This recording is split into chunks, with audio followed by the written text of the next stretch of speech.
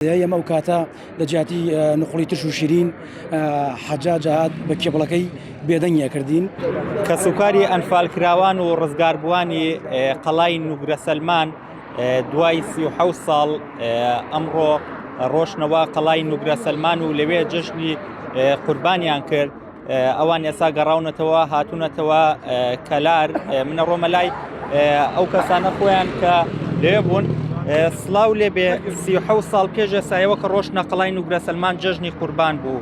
ئەمڕۆ جژنی قوربان بوو ڕۆشناوێ چه هەستێکتانە بوو، چ شتێکتان بیر کەوتەوە؟ ئێمە ساڵی 1970 دیارە بەر ئەو پرۆسەیە کەوتین چونە زیندانی نوگرە سەلمان لەوێ جژنی قوربانی بەسەر هات. من ئەو کاتەمانم 7 ساڵ بوو.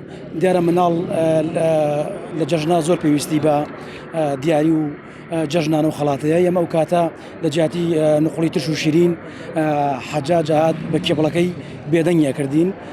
لە جیاتی ئەوەی کەوا پارەی پارەمان بە جژنانمان پێ بدە، سەمونی ڕقی پێداین، قومێکی ئاوی گەرمی پێداین، بێدەنگیا کردین.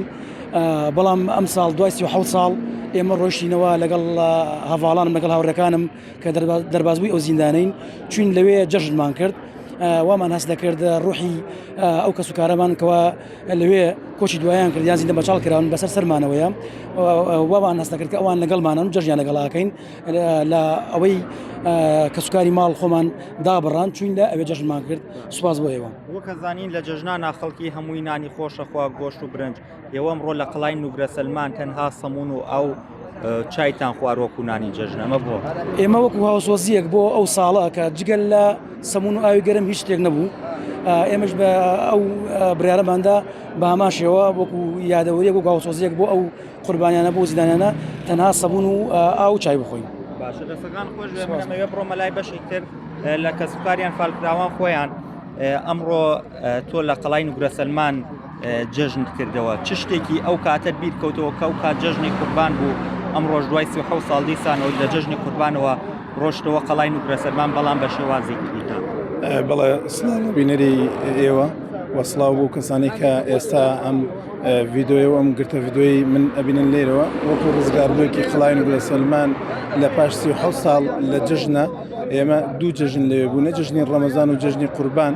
بێگومان من چوومەتە ئەو قەعەیەکە لە کاتی هەشتا لە گوندەکەی خۆمەوە ڕاگوێزراوم بەرەو تۆبزاوە و بەرەو قۆرەتوو لە دوایەوە بۆ تۆبزاوە و دوایەوە بۆ دەبز و دواتر بۆ نوگرە سەلمان. ئەو قەعەیە کە ئێمە تێیدا بووینە یاد و یادەوەریەکانمان شوێن دەستی هاوڕێکانم کە لەو زیندانێ بوونە وێنەی ئەو زیل و ئەو پاس و ئەو کۆپتەر و ئەو شتانیان کە لەو کاتا پێی گوازرانێتەوە ناوی خۆیانیان تۆمار کردو. ئەمە یادەوەریەکە بۆ من لەوێ بینیمە و ئێستا سێرم کردووە و هەروەها بەرنامەی کارەکەمان وا بووە کە لەوێ ئەو ڕۆژانەی کە ئێمە لە زیندانی بوونە لە نوگرە سەلمان سەمون و ئاو هەبوو خۆراکی سەرەکی. ئەم جژنەش ئێمە خواردنی سەرەکی ئێمە هەر ئەو سەمون و ئاوە بووە لەگەڵ چایە و تعبیرە لەو ڕۆژەی کە تێیدا بوونە لەو زیندانیە.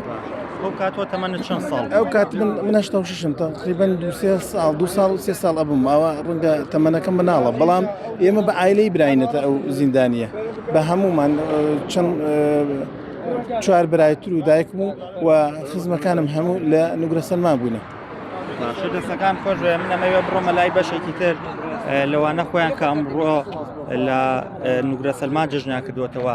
ئەمڕۆ تۆ لە قەڵای نوگرە سەلمان بووی لای ئێسپوخویستی عزیزان، قەت بیر کردوێتەوە ڕۆژێک لە ڕۆژان یعنی ئەو هەستەتە بوایە ئەم جژنت لەگەڵ ئەوانە بکردایە؟ وڵی بیرمان نەکردو بەستر خی گەورە کردی قسمەتمانین ڕۆ دوێنەکەیمانە لایەن. بەڵێ زۆر ماش پێ خۆش بوو، زۆر ئازادمان زۆر ئەو شوێنەمانە بینا و ئەوان و کاتە سجن بوونە ناتوانێت ئمە زۆر احتیاجی جژنمان کرد، نوێژمانش کرد، هەموو ئەرکائینەکانمان لۆ جێبەجێ کرد. نوێژی جژنیشان ئەنجامدا؟ بەڵێ نوێژی جژنمان ئەنجامدا. باشە کە ڕۆژی تەوێت چه هەستێکتە بوو، چ شتێکت بیرکەوتەوە؟ هەستمان زۆر بیرکەوتەوە چون ئەمە چۆن کەسوکارەکان هەموو کەسکارەکانمان لەورە بوونەوە ڕێمانە شوێنەکانیان و شوێنەکانیانمان بیناوە. وەکو کەسوکاریان فال هەر کاتێکە ڕۆنە قەڵای نوگرە سەلمان چ شتێکتان بیرەکەوێتەوە؟ شتمان زۆر بیرەکەوێتەوە. کاتێ ئێمە ڕێی دەورە یەکێ نەڕاتەوە نازانێت چۆن چیان لێکراوەوان.